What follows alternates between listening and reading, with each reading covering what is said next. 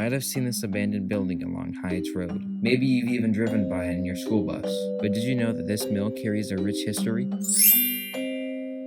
Before I explain this interesting history, I would like to remind you to go to the Heights Eagle News channel and check out our podcast. The mill has 3 stories and is made out of foot-thick limestone.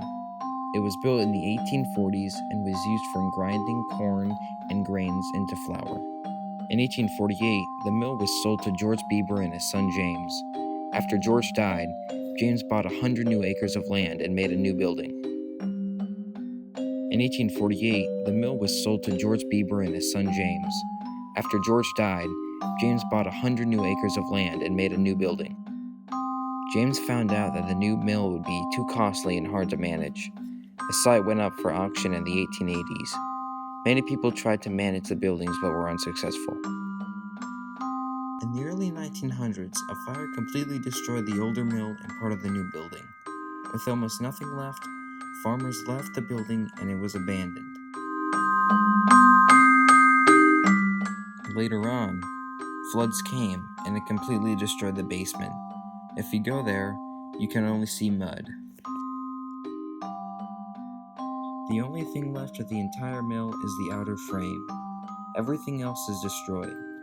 Now, there are centuries worth of vines and leaves growing all over the building.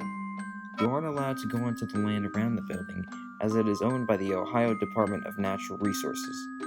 So if you find it, do not go in, or else you will have to pay a big fine. Even after what happened to it, there are still plans to renovate the buildings in the future.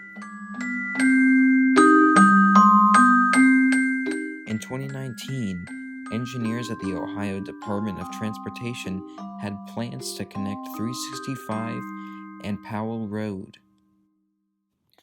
Thankfully, they confirmed that this change will not affect the building in any way, and it will be completely safe.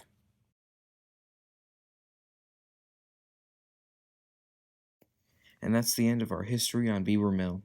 Don't forget to go to our YouTube channel and check out our podcast.